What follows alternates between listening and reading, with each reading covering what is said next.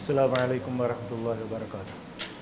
إن الحمد لله نحمده ونستعينه ونستغفره ونعوذ بالله من شرور أنفسنا ومن سيئات أعمالنا من يهده الله فلا مضل له ومن يضلل فلا هادي له وأشهد أن لا إله إلا الله وحده لا شريك له وأشهد أن محمدا عبده ورسوله.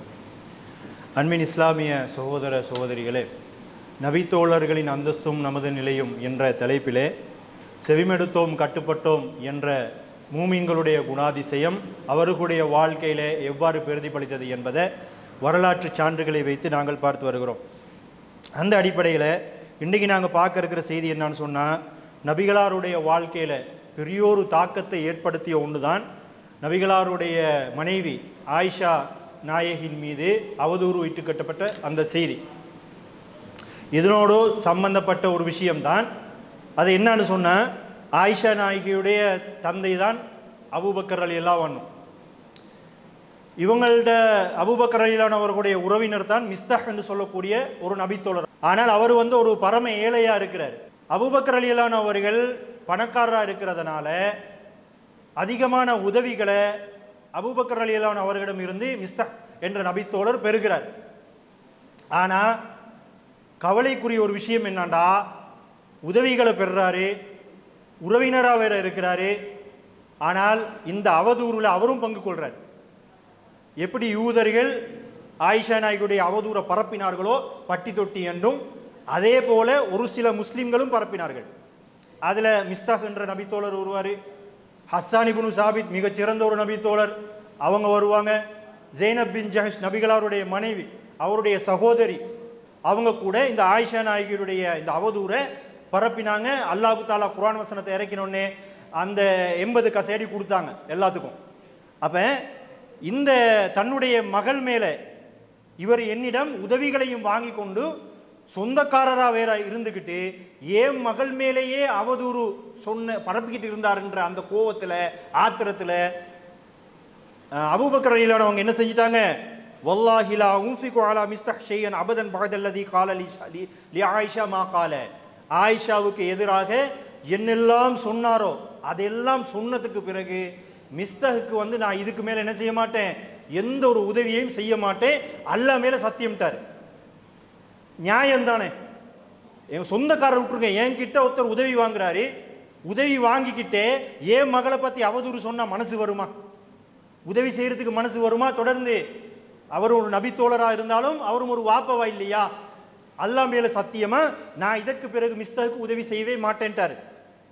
அல்லாஹ் தாலா ஒரு குர்ஆன் வசனத்தை இறக்குறான். என்ன குர்ஆன் வசனம்? வலா யஅதலி உலில் ஃபضل மின்கும் வஸ்ஸஅதி. உங்களிலே பொருள் வசதியும் இருக்கிறது, தாராள மனதும் யாரிடம் இருக்கிறதோ அவங்க என்ன செய்ய வேணாம், ஐயுது உலில் குர்பா வல் மசாகீன வல் முஹாஜிரின ஃபீ சபீலில்லாஹ். நெருங்கிய உறவினர்களுக்கு, ஏழைகளுக்கு, முகாஜிர்களுக்கு தன்னுடைய பொருளாதாரத்தை கொடுக்க மாட்டேன் என்று சொல்ல வேணாம் அப்படின்ட்டான். இதுக்கு பிறகு தான் இவர் அபூபக்கர் சத்தியம் பண்றாரு. அல்லாஹ் தாலா உடனே குர்ஆன் வசனத்தை இறக்கி, நீங்க இப்படி எல்லாம் சொல்லாதீங்க. அதுக்கு பிறகு அல்லாஹ் தாலா வல் யாஃபு வல் யஸ்பஹு, அந்த செய்தியை அவர் மன்னிச்சிடட்டும், அந்த செய்தியை அவர் அலட்சியப்படுத்தட்டும். கஷ்டம்தான், தன்னுடைய புள்ள மேல அவதூறுண்டா தெரியும் தானே, என்ன சம்பவம் உங்களுக்கு தெரியுமா இல்லையா? அது அப்படி பாரதூரமான ஒரு சம்பவம். யாரா எந்த ஒரு வாப்பவாலையும் அதை மன்னிக்க முடியாது. அல்லாஹ் என்ன சொல்றான், நீங்க மன்னிச்சிருங்க, அதை அலட்சியப்படுத்திருங்க. அதுக்கு பிறகு அல்லாஹ் தாலா கேட்கிறான், அலா துஹிப்பூன அய்யக்ஃபிரல்லாஹு லக்கும். அல்லாஹ் தாலா உங்களுடைய பாவங்களை மன்னிக்கணும்னு நீங்க விரும்ப மாட்டீங்களா?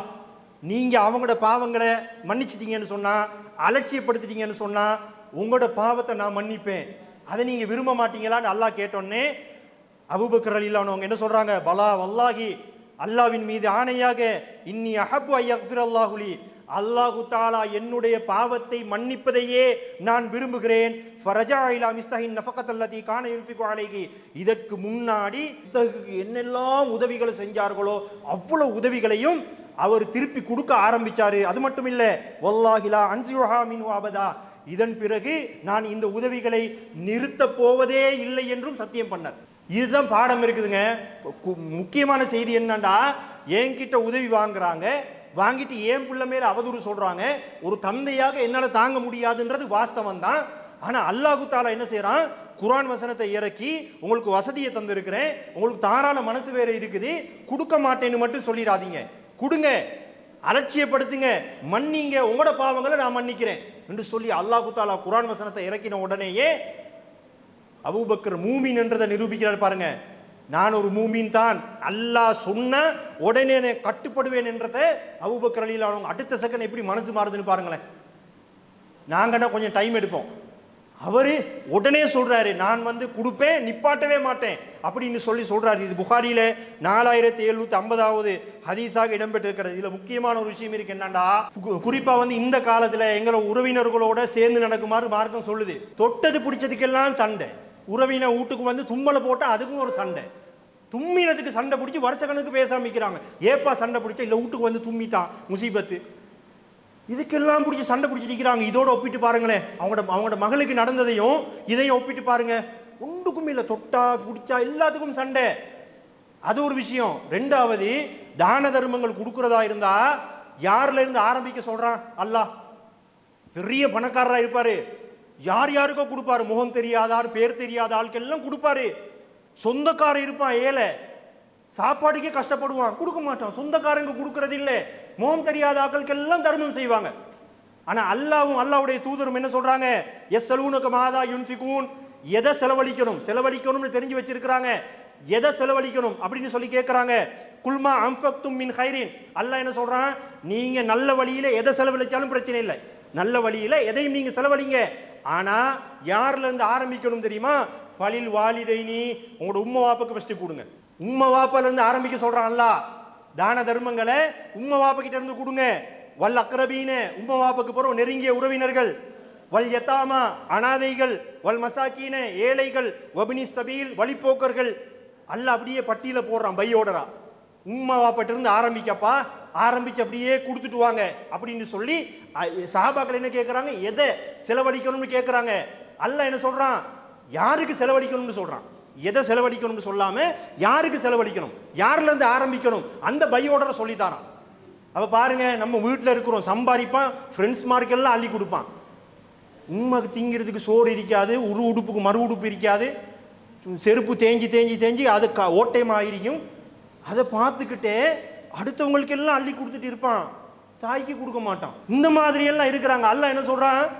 உறவினர்கள் உம்மா வாப்பட்டு இருந்து ஆரம்பிப்பா அப்படிங்கிறான். நபிகள் நாயகமும் ஒரு தடவை குதுபா பண்றாங்க.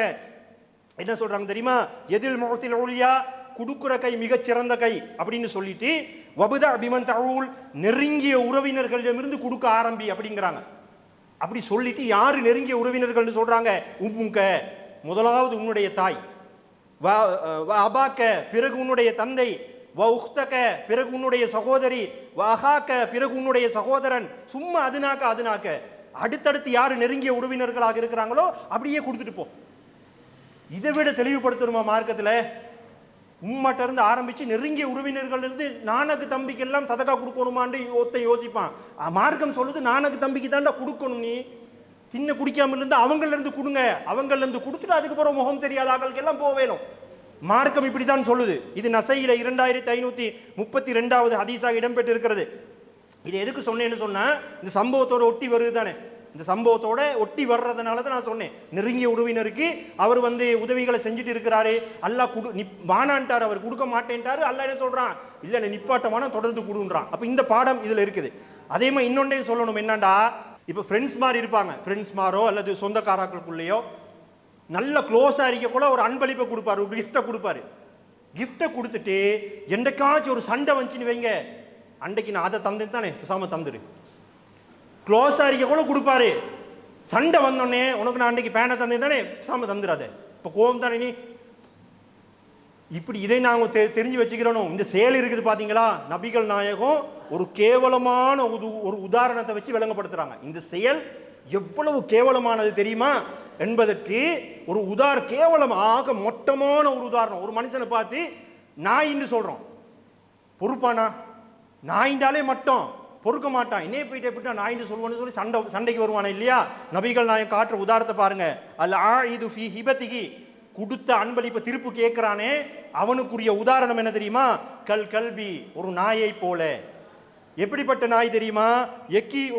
வாந்தி எடுக்குது, வாந்தி எடுத்துட்டு சும்மா யஊது ஃபீ கைஹி, திருப்பி அந்த வாந்தியே சாப்பிடுது. எப்படி செயல்? நாயே கேவலம், அந்த நாய் இந்த செயலை செஞ்சு அதை எப்படி டபுள் கேவலமா இருக்கும்.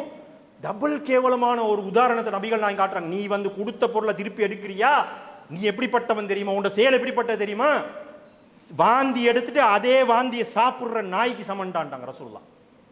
கொடுத்தா திருப்பி கேட்கக்கூடாது, சண்டை வந்தாலும் சரி கொடுத்தா கொடுத்தது தான் கிஃப்டா, திருப்பி கேட்கவே படாது. இது புகாரியில் 2589வது ஹதீஸாக இடம்பெற்றிருக்கிறது. அப்போ இந்த சம்பவத்தோட சம்மந்தப்பட்டு வரதுனால இதை சொன்னேன். ஆனால் இருக்குது க்ளோஸ் அறிக்கைக்குள்ள கொடுப்பாங்க, சண்டை வந்து என்ன செஞ்சிருவாங்க.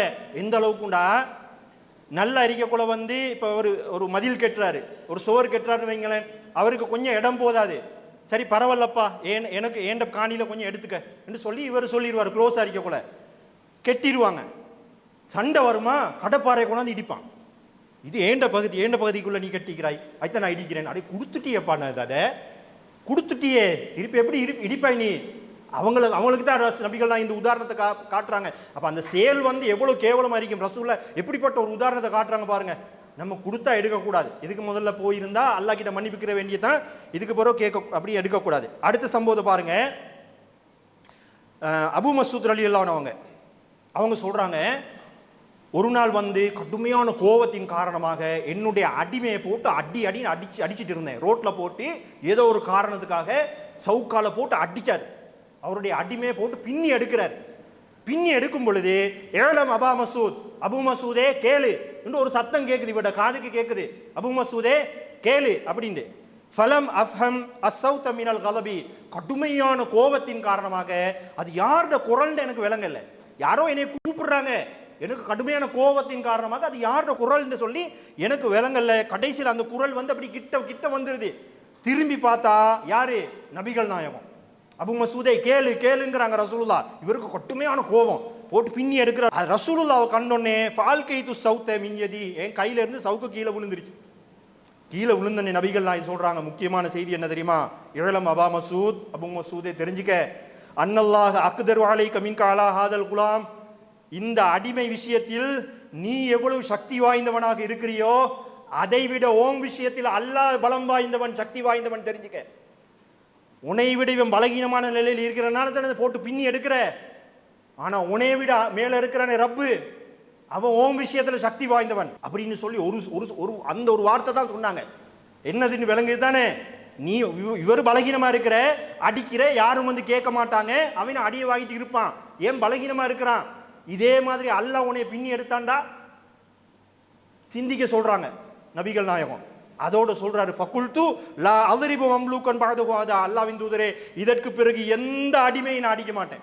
அதுக்கு பிறகு அவர் அடிக்கவே இல்லை எந்த ஒரு அடிமைக்கும். இதுல முக்கியமான ஒரு பாடம் என்ன, இதுல வந்து சொன்னோன்னே கட்டுப்படுறது ஒன்று இருக்குது. முக்கியமான ஒரு பாடம் என்னண்டா, நபிகள் நாயகம் ஸல்லல்லாஹு அலைஹி வஸல்லம் அவங்க எந்த இடத்துல தடுக்கிறாங்கன்னு பாருங்க.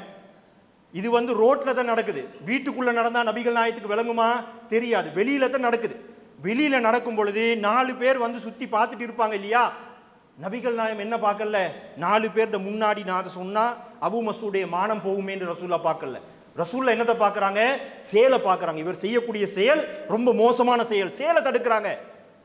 இவருடைய மானம் போகும், இவருடைய மனசு வலிக்கும், எல்லா பேருக்கு வாங்க வீட்டுக்குள்ள போயிட்டு ராசியமா சொல்லுவோம், அப்படியெல்லாம் ரசூல்லா பார்க்கல, பப்ளிக்கா சொல்றாங்க ரசூல்லா. ஆனா இன்றைக்கு வந்து நிறைய பேர் என்ன சொல்றாங்க, நீங்க வந்து ஒருத்தர் பிழை செய்யறாங்க, அவருடைய மனசு நோகக்கூடாது தானே, சொல்லக்கூடாது, நீங்க சொன்ன அவருடைய மனசு நோகுமா இல்லையா, மனசு நோகாம சொல்லணும்னுவாங்க, கடைசி வரைக்கும் சொல்லவே மாட்டான். மனசு நோகாம சொல்லக்கூடியவர்கள் அப்படியாச்சும் சொல்லணுமா இல்லையா, அப்படி கூட சொல்றது இல்லை. மனசு நோகக்கூடாது, எடுத்து சொல்லணும், அவ்வளவுதான் மார்க்கத்துடைய சட்டம். மனசு நோக்குற ஒரு கான்செப்ட் வந்து இஸ்லாத்துல கிடையாது. அப்படி இருக்கும்டா பேசிக் களிமாவே அடிபட்டு போயிடும். பேசிக் களிமா என்னது, லா இலாஹா இல்லல்லாஹ், அல்லாஹ்வை தவிர வேறு கடவுள்கள் இல்லை. வேற கடவுள்கள் வணங்கிட்டு இருக்கிறாங்களே, அவங்கள்ட்ட போய் இதை சொல்லி பாருங்களேன், சந்தோஷப்படுவானா, மனசு வலிக்குமா அவனுக்கு? நீ வணங்கக்கூடிய கடவுள்கள் இல்லையாப்பான்னு சொன்னா மாலை போட்டு வரவேற்பானா, பின்னி எடுப்பானா? மனசு வலிக்குமா இல்லையா அவனுக்கு? அவ அங்கனைக்கு வந்து என்ன பார்க்கக்கூடாது, அவனுடைய மனசு வலிச்சாலும் நல்லதுதான் இப்ப சொல்றோம். ஊசி போடுறோம், வலிக்கத்தான் செய்யுது, ஆனா அந்த வலியை பொறுத்துக்கிறோம் என்னதுக்கு, நல்லதுக்கு தானே. ஊசியை போட்டா அது எங்களுக்கு தான் நல்லது, நல்லதுக்காக வேண்டி வலியை பொறுக்கிறோமா இல்லையா? அந்த மாதிரி நல்லது சொல்லும் பொழுது கோவப்படத்தான் செய்வான். என்ன செய்ய, அதை விட நரகம் பெருசையப்பா, சொல்லத்தானே வேணும்.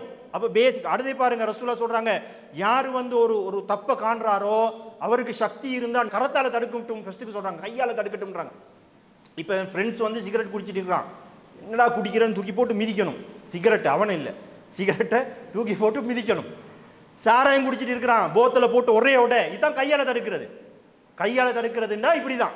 இப்ப இப்படி நம்ம செய்யும் பொழுது அவன் சந்தோஷப்படுவானா அல்லது வந்து சண்டைக்கு வருவானா? அவனுடைய மனசு நோவுமா இல்லையா? இஸ்லாம் வந்து மனசு நோக்குற கான்செப்ட் பார்க்க கூடாது, அவனுக்கு நல்லது சொல்லணும். நான் கடைசி ஒரு குர்ஆன் வசனத்தை சொல்றேன். இந்த மனசு நோகுது மனசு நோகுதுன்னு சொல்றாங்க தானே, அது குர்ஆன் வசனம் ஒன்று நான் சொல்றேன். அதே மாதிரி பாருங்க, எங்களோட உம்மா அப்பா இருக்கிறாங்க, அல்லாஹ் தஆலா என்ன சொல்றான், வைன் ஜாஹதாக அலா அன் துஷ்ரிக பி மா லைஸ லக பிஹி இல்முன், உனக்கு அறிவில்லாத விஷயத்துல எனக்கு இணை வைக்குமாறு உங்களை வற்புறுத்தினால், உங்களோட உம்மா வாப்பா எனக்கு இணை வைக்குமாறு வற்புறுத்தினால், ஃபலா துதிஹுமா, அவங்களுக்கு கட்டுப்படாதீங்க. வசாஹிபுமா ஃபித் துன்யா மாரூஃபா, இந்த உலக விஷயத்துல எவ்வளவு வேண்டாலும் என்ன செய்யுங்க, அவங்களுக்கு கட்டுப்பட்டு போங்க. இந்த உலக விஷயத்துல என்ன சொன்னாலும் பேசாம வாயை பொத்திக்கிட்டு கட்டுப்பட்டு போங்க. எனக்கு இணை வைக்கும் விதயத்துல ஏதாச்சும் சொல்லிட்டாங்கன்னு சொன்னா கட்டுப்பட வானா அப்படின்ட்டான். நான் வந்து முஸ்லீம் அல்லாத ஒரு குடும்பத்தில் பிறந்துட்டேன்னு வச்சுக்கிறேங்க. நான் இப்போ இஸ்லாத்தை ஏற்றுக்கொள்ள போறேன். அது எங்களோட உம்மா அப்பாக்கு சந்தோஷத்தை கொடுக்குமா, மனவலியை கொடுக்குமா? மனவலியை தான் கொடுக்கும், மனசு வலிக்கு தான் செய்யும். உம்மா வாப்பாக்கு மனசு வலிக்கும்ன்றதுக்காக வேண்டி சத்தியத்தை விளங்கிட்டு அசத்தியத்துல இருக்கிறதா, உம்மா வாப்போட மனசு வலிச்சாலும் பரவாயில்ல சத்தியத்தை ஏற்றுக்கொள்றதா? அப்ப நிறைய பேர் வந்து என்ன செய்யறாங்கண்டா, அதை சொல்லக்கூடாது என்பதற்காக வேண்டி ஒரு ஆயுதத்தை பயன்படுத்துறாங்க. மனசு வலிக்காம சொல்லணும், மனசு வலிக்காம சொல்லணும்டா. எப்படி எப்ப சொல்றது, சொல்லி காட்டுங்க. ஒருத்தர் வந்து ஒரு சிலையை வணங்குறாரு, அவருக்கு மனசு வலிக்காம எப்படி சொல்றது? தலையை தடவிண்டாலும், நம்ம தலையை தடவி சொன்னாலும் இது கடவுள் இல்லப்பான்னு தானே சொல்லணும். நம்ம தலையை தடவி சொன்னாலும் இறக்கமா சொன்னாலும் இது கடவுள் இல்லப்பான்னு சிரிச்சுக்கிட்டு சொன்னாலும் அவனுக்கு கோவம் வரதானே செய்யும். ஆகையினால இது ஒரு குருட்டு சாட் ஒன்று வச்சிருக்கிறாங்க. அதே மாதிரி பாருங்க, ஃபாத்திமா ரலியல்லாஹு அன்ஹா நபிகள் நாயகம் ரொம்ப இறக்கம் வச்சிருந்தாங்க அவருடைய மகள் மேல. ஒரு தடவை வீட்டுக்கு வராங்க நபிகள் நாயகம், வீட்டு முன்னுக்கு ஒரு திரை தொங்குது, திரையில எல்லாம் விதவிதமான உருவங்கள். பார்த்தோன்னே வீட்டுக்கு போகாம திரும்பி போயிடுறாங்க நபிகள் நாயகம். வீட்டுக்குள்ள போய் தன்னுடைய மகளை பார்த்து என்ன செய்யலாம், அன்பா சொல்லிக்கலாம், மகளே இது வந்து இந்த திரை இருக்குதே, இதுல வந்து உருவ பொம்மைகள் எல்லாம் இருக்குது, அதை கலட்டு அப்படின்னு சொல்லி இறக்கமா வீட்டுக்குள்ள போய் சொல்லி இருக்கலுமா எழுதா. கண்ட உடனே கோவத்துல திரும்பி போறாங்க. செய்தி வருது, நபிகள் நாயகம் வந்தாங்க திருப்பி போயிட்டாங்க அப்படின்னு. அலி ரலியல்லாஹு அன்ஹு அவர்கள் ஓடோடி போறாங்க, போயிட்டு கேட்குறாங்க, ஏன் வந்தீங்க, ஏன் வீட்டுக்குள்ள வரலன்னு. அப்பதான் நபிகள் நாயகம் காரணம் சொல்றாங்க, இந்த மாதிரி வீட்டு முன்னுக்கு வந்து திரையை தொங்க வச்சிருக்கிறீங்க, அந்த திரையில வந்து உருவ பொம்மைகள் இருக்குது, நான் எப்படி அந்த வீட்டுக்குள்ள வருவேன் அப்படின்னு சொல்லி நபிகள் நாயகம் கேட்குறாங்க. அப்ப இந்த இடத்துல மார்க்கத்துக்கு முக்கியமா மனசு வலிக்கு முக்கியமா? எதுக்கு நபிகள் நாயகம் முக்கியத்துவம் கொடுத்தாங்க? மகள்னு பார்க்க இல்லை, மார்க்கம் தான் முதலாவது. மனசு வலிச்சா வலிச்சுட்டு போகட்டும். சுருக்கமா சொல்றேன். அதே மாதிரி கடைசியா பார்த்துக்கிற இந்த மனசு வலிக்குதுன்னு சொல்றாங்கல்ல, அவங்களுக்கு இந்த குர்ஆன் வசனம், வமா அத்ராக மல் ஹுதமா, ஹுதமா என்றால் எது? நாருல்லாஹில் மூகதா, மூட்டப்பட்ட அல்லாஹ்வுடைய நெருப்பு. ஹுதமா என்பது மூட்டப்பட்ட அல்லாஹ்வுடைய நெருப்பு. அந்த நெருப்புடைய தன்மை அல்லாஹ் தஆலா சொல்றான், அல்லதி தத்தலிஉ அலல் அஃபிதா, அது உள்ளம் வரை போய் தாக்குங்கிற அல்லாஹ். இந்த உலகத்துல ஒரு இடத்துல நெருப்பு பட்டுச்சுன்னு வைங்களேன், பட்ட இடத்துல தான் வலிக்கும். இங்க பட்டா இங்க வரைக்கும் வலிக்குமா? வலிக்காது. எந்த இடத்துல காயம் பட்டாலும் பட்ட இடத்துல தான் வலிக்குமே ஒழிய உள்ளம் வரைக்கும் போய் தாக்காது. நரக நெருப்பு பத்தி அல்லாஹ் தஆலா என்ன சொல்றான், உனக்கு எங்க பட்டா அந்த வலி அந்த வேதனை உள்ளம் வரைக்கும் போய் தாக்குங்கிறான். நரகத்துல நரக நெருப்புல போடுறான், ஒரு இடமா படும், உச்சம் தலையில இருந்து உள்ளங்கால் வரைக்கும் வெந்திரிக்கும். அந்த அவ்வளவு வேதனையும் உள்ளத்துல போய் தாக்குதுன்னு சொன்னா அது எப்படிப்பட்ட வலியா இருக்கும்? அந்த அல்லாஹ் தஆலா சொல்றான், இன்னல்லாஹ ஷதீதுல் இகாப், அல்லாஹ் கடுமையாக தண்டிக்க கூடியவன் அல்லாஹ் சொல்றான். பாத்தீங்களா? இதனால தான் வலி நிக்கவே நிக்காது, தோலை வேற அல்லாஹ் மாத்திக்கிட்டே இருப்பான். வலி வந்து இங்க ஒரு கேஸ்ட்ரிக் வந்தாலே தாங்குறோமா? கேஸ்ட்ரிக் ஒரு நெஞ்செறிவு வந்தா எப்படி துடிச்சு போயிடுறோம், நெஞ்செறிவு சாதாரணமா. அந்த படுற நெருப்பின் தாக்கம் இங்க வரைக்கும் போகுது, மேல இருந்து இங்க வரைக்கும். அப்ப யாருக்காச்சும் மனசு வலின்னு சொன்னா அவங்கள்ட்ட போய் கேட்கணும், நான் சொல்லும் போது உங்களுக்கு மனசு வலிக்குதே, இந்த வலி பெருசா, அல்லாஹ் சொல்றானே உள்ளம் வரைக்கும் போய் தாக்கும், அது பெருசா? எது பெருசு உங்களுக்கு? அது பெருசா இருந்தா தப்புல இருந்து ஓரமாகிருங்க. இல்ல உங்களுக்கு இந்த சாதாரண மனசு வலி தான் பெருசுன்னு சொன்னா நீங்க உங்களோட விருப்பம், அங்க நீங்க தாங்கிக்கிறீங்க. ஆகையினால நம்ம வந்து என்ன செய்யணும், தப்புன்னு சொன்னா உடனே நாங்க விலகிறோம், இல்ல மறுமையில வந்து கடுமையான ஒரு தண்டனைக்கு நாங்க உள்ளாக்கப்படுவோம். அடுத்த செய்தி இந்த சம்பவத்தில் இருக்குது என்னண்டா, அல்லாஹு தாலா வந்து உடல் வலிமை எல்லாத்துக்கும் கொடுக்கல. உடல் வலிமை சிலாக்களுக்கு உடல் வலிமையை கொடுத்துருக்கிறான், சிலாக்களுக்கு உடல் வலிமையை கொடுக்கல. அல்லாஹு தாலா என்ன செய்யறான், சிலாக்களுக்கு உடல் பலத்தை கொடுத்துட்டு சிலாக்களை உடல் பலகீனமாக ஆக்கி அவங்களுக்கு முன்னாடியே வாழ வைக்கிறான். வாழ வச்சா இவன் அவனுக்கு அநியாயம் செய்யறானாண்டும் பார்க்கிறான். அடுத்தவன் இவனுக்கு அநியாயம் செய்யும் பொழுது இவன் என்ன செஞ்சுட்டு இருக்கிறான், ரெண்டு சோதனை வைக்கிறான். உடல் வலிமையை கொடுத்துட்டு இவனும் அநியாயம் செய்யக்கூடாது, இவனுக்கு அநியாயம் நடக்கும் பொழுது இவனுக்கு உடல் வலிமை இருக்குதானே, போய் கேட்கிறானா, ஏப்பா இவனுக்கு அநியாயம் செய்யறேன்னு போய் கேட்கிறானா. நபிகள் நாயம் சொல்றாங்க, அல் முஸ்லிம் அகுல் முஸ்லிம், ஒரு முஸ்லிம் இன்னொரு முஸ்லிம் சகோதரன், லா யல்லிமுஹு, அவனுக்கு அநியாயம் செய்யவும் மாட்டான், வலா யுஸ்லிமுஹு, அவனுக்கு அநியாயம் செய்யப்படும் பொழுது பார்த்துட்டு இருக்கவும் மாட்டான். இவன் தான் முஸ்லிம் நாங்க ரசூலுல்லாஹ். அநியாயம் செய்யவும் மாட்டான், செய்யும் போது தடுக்கிறதுக்கு சக்தி இருக்குது, 5 பேர் அடிக்கிற அளவுக்கு இருப்பான், அநியாயம் நடக்கும் பேசாம இருப்பான் பார்த்துக்கிட்டு. ரசூலுல்லாஹ் சொல்றாங்க, அநியாயம் செய்யவும் மாட்டான், செய்யப்படும் போது பார்த்துட்டு இருக்கவும் மாட்டான், அவன் தான் முஸ்லிம் தாங்க. புகாரில 2442வது ஹதீஸாக இடம்பெற்று இருக்கிறது. ஆனா இன்றைக்கு பாருங்க, எவன் வந்து பலசாலியோ, இந்த பாருங்க பலஸ்தீனை போட்டு அட்டக்க எவ்வளவு கொள்றான், ஏன் நம்மளை கேட்கறதுக்கு ஆள் இல்லை. மண்ட கணத்துல இருக்கிறான் பாத்தீங்களா, மண்ட கணத்துல இருக்கிறவன் தான் இப்படி கொள்றான். எத்தனையோ சட்டங்கள் இயற்றப்படுது, ஐநால கணக்கும் இல்லை. நீ ஓண்ட பாட்டுக்கு பேப்பரை போட்டுட்டே இரு, நான் இங்க பாட்டுக்கு குண்டை போட்டுட்டே இருக்கிறேன்னு சொல்லி கொண்டுட்டே இருக்கிறான். வேற வேற நாடுகளை பாருங்க, எல்லா நாடுலையும் வந்து மண்ட கணம் தான். நம்மளை விட்டா யாரும் இல்லை, நமக்கு கேட்க யாரும் இல்லைன்னு சொல்லி மண்ட கணம் பிடிச்சி ஆடுறாவோ. பஜாருக்கு போங்க, நல்ல உடல் பலசாலி இருப்பான், யாராச்சும் ஒரு நோஞ்சான் இருப்பான், அந்த நோஞ்சானை பிடிச்சிக்கிட்டு அவனுக்கு கேவலமா வாயால பேசுவானோ சில வார்த்தைகள். ஏப்பா இப்படி பேசுறீங்கன்னு கேட்டா, ஃபன்னுக்கு பேசணும், டைம் பாஸுக்கு பேசுறோம். அப்படி ஃபன்னுக்குண்டாலும் அந்த மாதிரி வார்த்தையில பேசிக்க, அவன் அழாத போற மனசுக்குள்ள அழுகுறான் பாவம். அவனை போட்டுக்கிட்டு டைம் பாசிங்காக, ஒரு ஜொலிக்காக என்ன செய்யறாங்க, அவனுக்கு இவ்வளவு எல்லாம் கேவலமா பேசலுமோ அவன் வந்து கூனி குறுகுறான், இவன் பார்த்து சிரிக்கிறான். இந்த மாதிரி எல்லாம் நீங்க பஜார்ல பார்த்திருப்பீங்க சர்வ சாதாரணமா. இந்த மாதிரி ஒரு கூட்டம் அந்த காலத்துல இருந்துச்சு, முந்தைய காலத்துல. அல்லாஹ் தஆலா என்ன சொல்றான், அலம் தர கைஃப ஃபஅல ரப்புக பிஆத் இரம ذاتில் இமாத், ஆது கூட்டத்தாரையும் பிரம்மாண்டமான தூண்களுக்கு சொந்தக்காரரான இரம் கூட்டத்தாரையும் அல்லாஹ் என்ன செய்தான் என்பது உங்களுக்கு தெரியாதா? ஆது கூட்டத்தார் இரம் கூட்டத்தார், 2 கூட்டத்தார் அல்லாஹ் தஆலா சொல்றான். சொல்லிட்டு என்ன சொல்றான் தெரியுமா, அல்லதி லம் யுக்லக் மிஸ்லுஹா ஃபில் பிலாத், அவர்களை போன்ற ஒரு படைப்பு எந்த ஊர்லயும் படைக்கப்படவே இல்லை. படைச்ச அல்லாஹ் சொல்றான். அந்த மாதிரி உடல் வலிமை கொண்ட ஒரு சமுதாயத்தை எந்த ஊர்லையும் நாம் படைக்கவே இல்லைங்கிற அல்லாஹ். அவ்வளவுக்கு வலிமை மிக்கவர்கள். அவனுடைய அந்த மண்ட கணத்தை வாயாலே சொல்றான். வலிமை அவனுக்கு தெரியும் தானே, நம்ம தான் வலிமை மிக்கவர்கள். எப்படி சொல்றான் தெரியுமா, ஃபஅம்மா ஆதுன், ஆது கூட்டத்தாரோ ஃபஸ்தக்பரு ஃபில் அர்லி பிகைரில் ஹக்கி, நியாயம் இல்லாமல் இந்த பூமியிலே பெருமை அடித்தார்கள், ஆணவம் கொண்டார்கள்.